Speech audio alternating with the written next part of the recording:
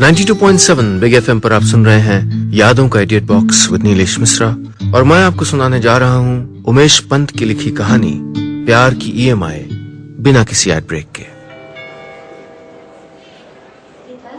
यादशहर airport की ओर बढ़ते हुए मोहन नेगी आज बहुत खुश था। आंखों में ब्रांडेड गॉगल्स, पैरों में महंगे जूते और एक खूबसूरत पढ़ी लिखी पत्नी का साथ।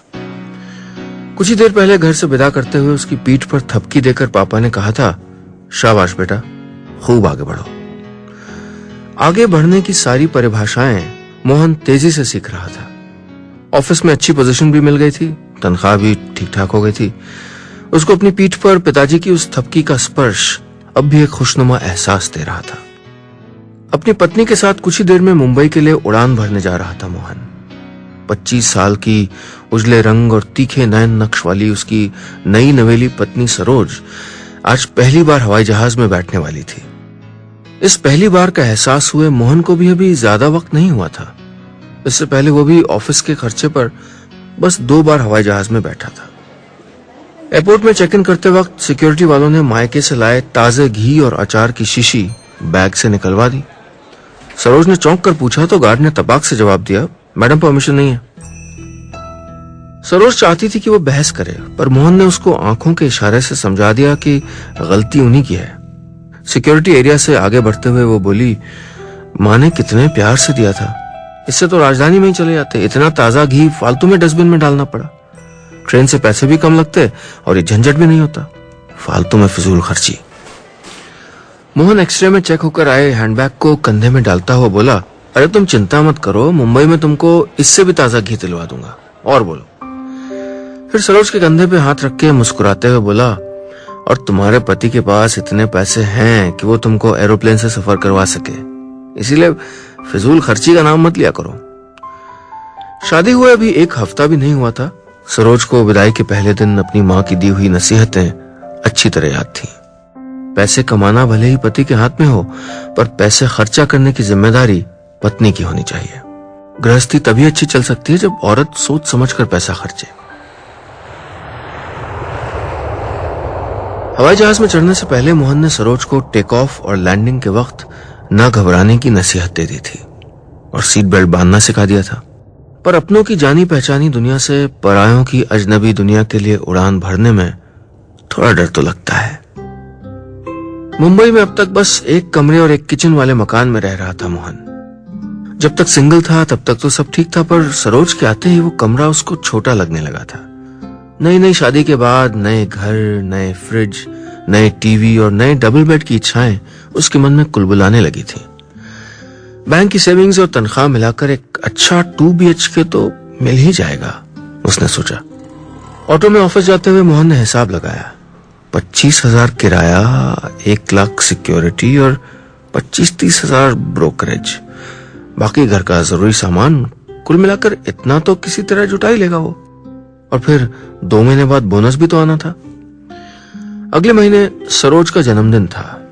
उसने तय कर लिया था कि जन्मदिन के दिन वो उसको किसी अच्छी सोसाइटी में किराए के ही सही पर अच्छे घर का तोहफा जरूर देगा। आप सुन रहे हैं यादों का edit box with Nilesh Mishra, सिर्फ 92.7 बिग एफएम पे। सरोज को बताए बिना मोहन ने ब्रोकर से बात भी कर ली थी और घर तय भी कर लिया था। अक्टूबर की 6 तारीख को जब वो ऑफिस से घर लौटा तो बहुत खुश था। बस कुछ ही पलों में उसकी पत्नी का जन्मदिन जो आने वाला था। जैसे ही रात का 12 बजा, मोहन ने अलमारी के किसी कोने में छुपा कर रखा हुआ केक निकाल लिया।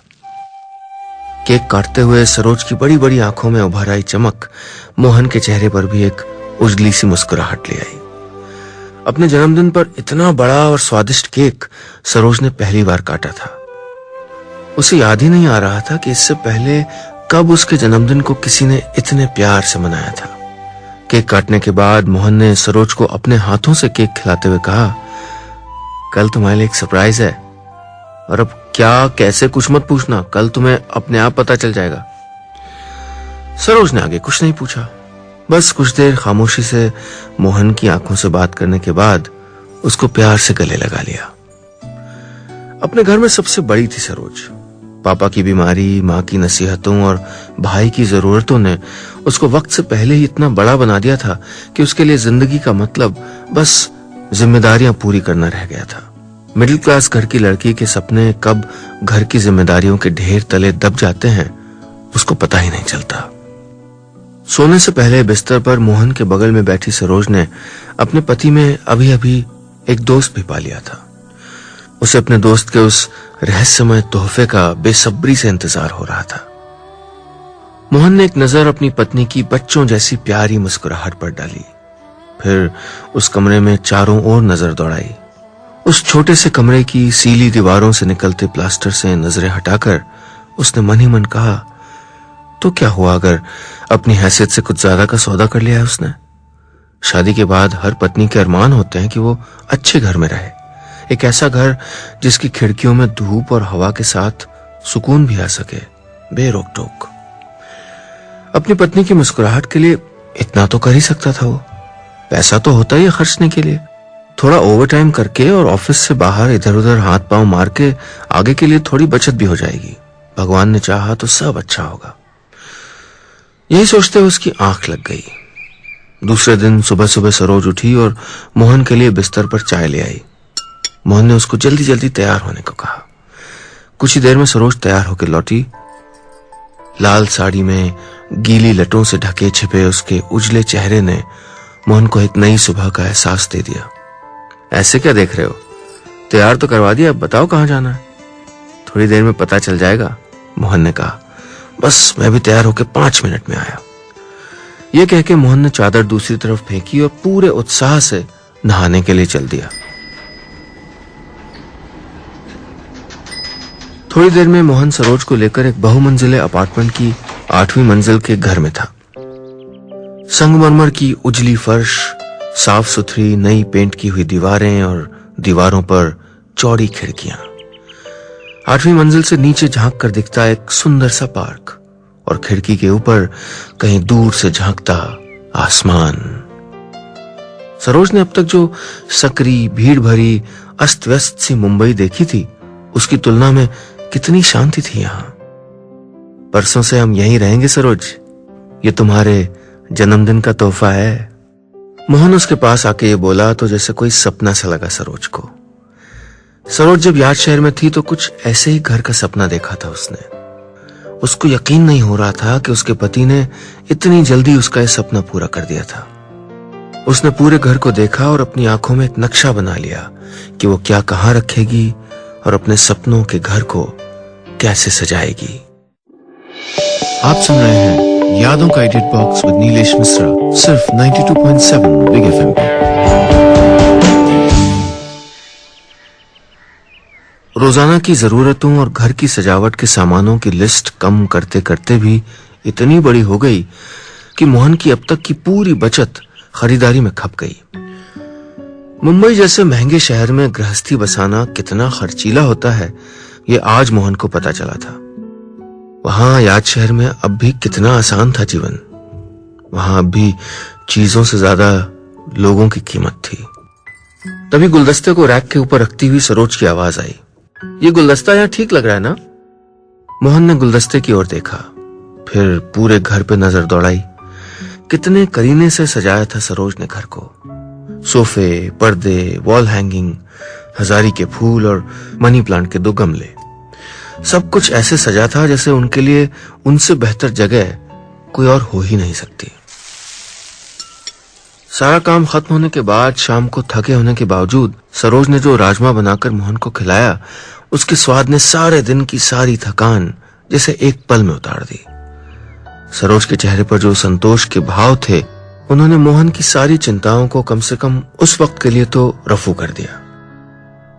दूसरे दिन सुबह सुबह जब मोहन उठा तो घर में सीलन की बदबू नहीं थी। रोशनी के टुकड़े घर के अंदर आने से कतरा नहीं रहे थे, लेकिन अब भी कुछ था जो सर को भारी किए जा रहा था। मोहन को समझ नहीं आ रहा था कि उस भारीपन की आखिर वजह क्या है। मोहन ऑफिस में पिछले कई दिनों से देख रहा था कि उसका जूनियर सूरज अपनी नई कार से ऑफिस आने लगा है। उस दिन जब सूरज ने ऑफिस से लौटते वक्त रास्ते में कार रोककर कहा, सर मैं आपको लिफ्ट दे दूं, तो मोहन ने बहाना बनाकर कार में बैठने से इनकार कर दिया। अपने जूनियर से लिफ्ट लेते हुए शर्म आ रही थी उसको। पिछले दिनों ही उसको मालूम हुआ था कि उसी के ऑफिस के काबरा और वर्मा ने अपना घर खरीद लिया है। मोहन को लगने लगा था कि वो तो उस रेस में अभी बहुत पीछे है। उसने तो अभी एक किराए का मकान भर लिया था। उसका सफर तो बहुत लंबा था। मोहन ने आज ऑफिस जाकर सबसे पहले अपने बॉस मिस्टर सक्सेना को कहा, सर मैं आज से ओवरटाइम शुरू कर दूंगा। सक्सेना ने कंप्यूटर से नजरें हटाते हुए कहा, देख लो, नई नई शादी हुई है, ऐसा कुछ जरूरी भी नहीं है। मोहन थोड़ा झेपता हुआ बोला, नहीं सर, वो मैनेज कर लूंगा मैं। दूसरे दिन ऑफिस जाते हुए सरोज को जब उसने ओवरटाइम के बारे में बताया तो उसने उसकी टाई बांधते हुए कहा, मोहन तुम क्यों इतना प्रेशर ले रहे हो? अभी ऐसी कोई मजबूरी थोड़ी है कि तुम खुद पे इतना बर्डन ले लो। मोहन ने अपना ऑफिस बैग हाथ में लेते हुए कहा, सरोज, याद शहर और मुंबई में यही अंतर है कि यहाँ अपने सपने भी खरीद के हासिल होते हैं, और मैं नहीं चाहता कि पैसों की कमी से हम दोनों के सपने अधूरे रह जाएं। फिर उसने सरोज के माथे पे हाथ फेरते हुए कहा, और तुम चिंता मत करो, जवान है भाई तुम्हारा पति, अभी मेहनत नहीं करूंगा तो पैसे कैसे कमाऊंगा। आज से सुबह 7 बजे घर से निकलकर रात को 9 बजे ऑफिस से लौटने का सिलसिला शुरू हो चुका था। मोहन अब जी जान से मेहनत में जुट गया था। वैसे तो सरोज और उसको एक साथ बैठने का बहुत कम वक्त मिल रहा था, लेकिन जो वक्त मिलता उसमें मोहन सरोज को अपने आने वाले 2 सालों की विश लिस्ट गिनाने लगता। अगले 2 सालों में अपना फ्लैट होना चाहिए सरोज, किसी भी हाल में।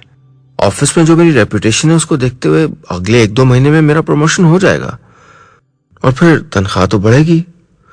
बस कुछ साल और फिर हम तुम ऐश से जिएंगे। सरोज चाहती थी कि छुट्टी के दिन मोहन उसके साथ कुछ घंटे यूं ही बैठे, दोनों बारिश में फजूल कहीं घूमने निकल जाएं, देर तक बेमतलब की गप्पे हाँकें।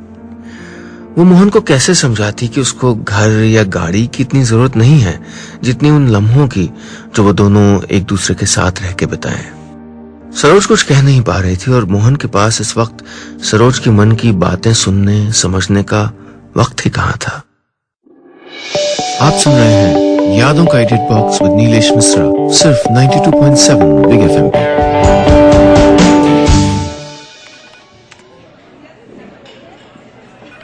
ऑफिस में प्रमोशन की लिस्ट आई तो मोहन के दिल की धड़कनें तेज थीं। लिस्ट में उसका नाम नहीं था, पर उसकी सैलरी इस बार पूरा 60% बढ़ गई थी। ऑफिस से लौटते वक्त सूरज को उसकी कार से घर लौटता हुआ देखकर मोहन के मन में पहला ख्याल यही आया कि अगले हफ्ते से वो भी अपनी कार से ऑफिस आएगा। उसके घर से ऑफिस हालांकि बहुत दूर नहीं था, पर कई बार सहूलियत से ज्यादा साख जरूरी लगने लगती है। मोहन घर पहुंचा तो उसके हाथ में सरोज के लिए तोहफों से भरा एक पूरा बैग था। इनमें 2 साड़ियां, एक महंगा सा मेकअप किट और बहुत सारी छोटी छोटी गिफ्ट्स थी। इतने सारे तोहफों के बाद भी सरोज के चेहरे पे कोई खास खुशी नहीं थी। उसने वो तोहफे लेते हुए मुस्कुराने की लाख कोशिश की, पर चेहरा उसका साथ नहीं दे पाया। मोहन को कुछ खटका तो उसने पूछ ही लिया, सब ठीक है ना सरोज?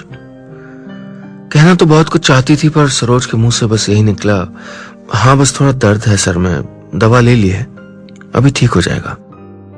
मोहन अलमारी में रखा हुआ बाम लेके आया, सरोज को सोफे पे बिठाया और बाम उसके सर पे मलने लगा। आज कितने दिनों बाद ऑफिस से आकर दोनों एक साथ बैठे थे। मोहन की उंगलियों के रास्ते खुशी की 2-4 बूंदें सरोज के मन तक पहुंच गई थी कि तभी माथे पर बाम मलते हुए मोहन ने सरोज को बताया कि शनिवार को उसको उसके साथ कार देखने चलना है। सरोज को लगा जैसे मोहन कोई मजाक कर रहा है। वो जानती थी कि ना भी कार खरीदने की उनकी हैसियत थी और ना ही कार की कोई खास जरूरत, पर मोहन ने तो ठान लिया था। मैंने बैंक वालों से बात कर ली है, 20,000 रुपए का डाउन पेमेंट है और 3,000 हर महीने की EMI। सरोज ने अपने माथे से मोहन का हाथ हटाया और सोफे से उठती हुई बोली, कम से कम 5-6 साल तक तो देनी होगी ना EMI, मतलब 5-6 साल तक बैंक वालों की गुलामी करनी होगी। मोहन, शौक होना अच्छी बात है, पर उधार लेकर शौक पूरा करना ये कहाँ की समझदारी है। सरोज की बात मोहन को अच्छी नहीं लगी, पर सभी करते हैं आजकल, इसमें ऐसा रिएक्ट करने वाली क्या बात है। सरोज के पिताजी ने उसको यही सिखाया था कि चाहे कितनी बुरी हालत क्यों ना आ जाए, उधार कभी मत लेना। वो बोली, सभी करते होंगे मोहन, पर सबकी देखा देखी जरूरी थोड़े है कि हम भी वही करें। मोहन को लगा था कि कार का नाम सुनकर कहां तो सरोज खुश होगी, पर उसके ऐसे रिएक्शन की उसको उम्मीद नहीं थी। अरे तुम्हें नहीं करने होंगे अपने शौक पूरे, पर मुझको करने हैं सरोज, और मैं खुद कमा रहा हूं, किसी से मांग थोड़ी रहा हूं। ये कहते हुए मोहन पैर पटक कर सोने के लिए चला गया। इस घर में आज पहली बार सरोज को एक परायापन नजर आया था। सामने रखे सोफे, फ्रिज, गुलदस्ते, ये सब आज उसको अचानक किसी दूसरे के नजर आ रहे थे। आज पहली बार मोहन में उसको एक अजनबी सा इंसान नजर आया था। आप सुन रहे हैं यादों का edit box with Nilesh Mishra, सिर्फ 92.7 बिग एफएम पे।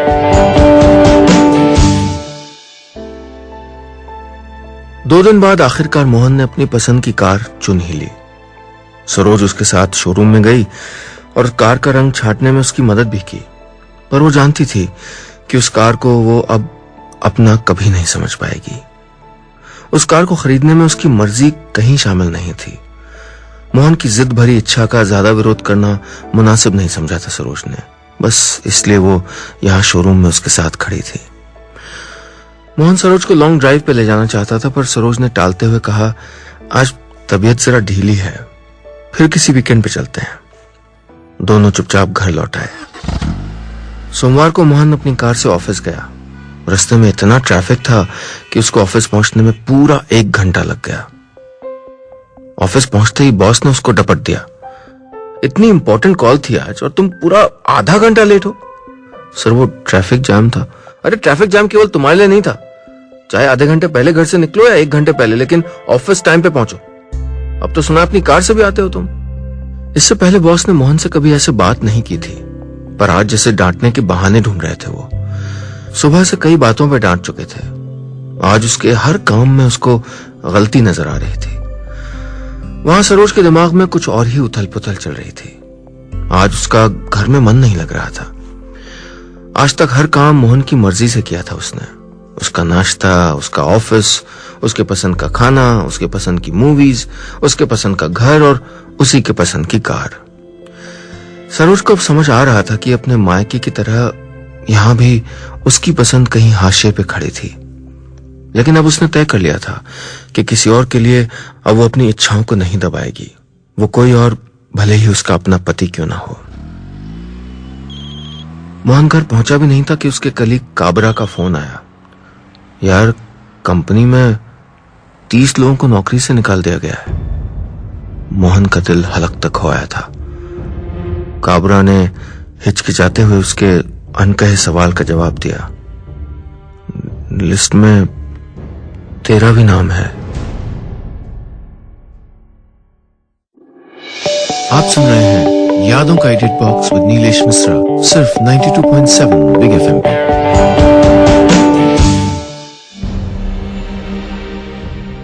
अभी अभी नौकरी से निकाल दिए जाने की खबर से सदमे में आ गया था मोहन। आज ऑफिस में तो ऐसी कोई सुगबुगाहट भी नहीं थी, फिर अचानक महंगे मकान का किराया, कार की ईएमआई जैसे किसी डरावने काले साए की तरह उसके सर पे मंडराने लगे थे। उसको सरोज की कही बात याद आ रही थी। मोहन, उधार लेकर शौक पूरा करना ये कहां की समझदारी है। जिस कार में वो अब तक शान से बैठा था, वो कार उसको अब किसी सूदखोर मुंशी की तरह नजर आने लगी थी जो अपनी उधारी के पैसे मांगने उसके पास आया हो। उसने सोचा भी नहीं था कि उसको ऐसे अचानक नौकरी से निकाल दिया जाएगा। कितनी मेहनत की थी उसने, कितनी जान लगाई थी उसने ऑफिस के हर काम में। कोई इतना बेरहम भी हो सकता है, उसको यकीन नहीं हो रहा था। इतनी जल्दी उसको नौकरी कैसे मिलेगी, और नौकरी न मिली तो क्या होगा। ये सोच सोचकर उसके चेहरे पर पसीने की बूंदें तैर आई थी। पूरी तरह टूट चुका था मोहन। घर पहुंचा तो देखा कि घर पे कोई नहीं है। कहां जा सकती है सरोज। मोहन ने उसका फोन नंबर मिलाया तो उसने फोन नहीं उठाया। उसकी घबराहट और बढ़ गई। पिछले 2 दिनों से अच्छे से बात भी नहीं कर रही थी वो। ऐसे वक्त में खुद को बहुत अकेला महसूस कर रहा था मोहन। जैसे किसी बेबान में खड़ा था वो और रास्ता बताने वाला दूर दूर तक कोई नहीं था। ताला खोलकर वो घर के अंदर घुसा ही था कि अपने हाथों में मिठाई का डब्बा लिए सरोज लौट आई। आज बहुत खुश लग रही थी सरोज। कितने दिनों बाद उसकी पुरानी मुस्कुराहट लौटी थी आज। चेहरे पर एक अलग ही आत्मविश्वास झलक रहा था। घर आते ही इतराते हुए बोली, मोहन, मुझको नौकरी मिल गई है। 40,000 रुपए की तनख्वाह है, हर साल दिवाली पे बोनस भी। मोहन को समझ ही नहीं आ रहा था कि अपनी नौकरी जाने पे दुखी हो या बीवी की नौकरी मिलने पे खुश। पर आज तक सरोज उसके लिए खुशी तो होती आई थी, अब बारी उसकी थी। सरोज ने जैसे उसके पस्त हो गए हौसले में नई जान फूंक दी थी। डिब्बे से मिठाई का एक पीस निकालते हुए सरोज ने कहा, और हाँ, मैं जिस प्लेसमेंट एजेंसी के जरिए जॉब के लिए गई थी, मैंने उनको तुम्हारा सीवी भी दे दिया है। बहुत इम्प्रेस थे। कह रहे थे कि इस हफ्ते वो तुम्हारे लिए 2-3 इंटरव्यूज लाइन अप कर देंगे। तुम वैसे भी बेहतर जॉब ढूंढ रहे थे। मोहन मन ही मन सोच रहा था कि ये पत्नियां कैसे हमारे दिल को इतनी आसानी से पढ़ लेती हैं, और पति क्यों कभी पत्नियों को समझने की कोशिश नहीं करते। आत्मग्लानि हो रही थी। क्यों वो कभी नहीं गया था किसी प्लेसमेंट एजेंसी में अपनी पत्नी का सीवी लेकर। क्यों उसको कभी नहीं लगा कि वो भी उनकी कामयाबी में बराबरी की हिस्सेदार हो सकती है। वो तय कर चुका था कि आज वो अपनी नाकामी का नहीं बल्कि सरोज की कामयाबी का जश्न मनाएगा। बैंक की किस्तों में रिश्तों को बहुत उलझा चुका था मोहन। अब उसने फैसला कर लिया था कि जिंदगी भर वो अपने दिल के बैंक में अपनी पत्नी के प्यार की EMI भरेगा। बस इतनी सी थी ये कहानी।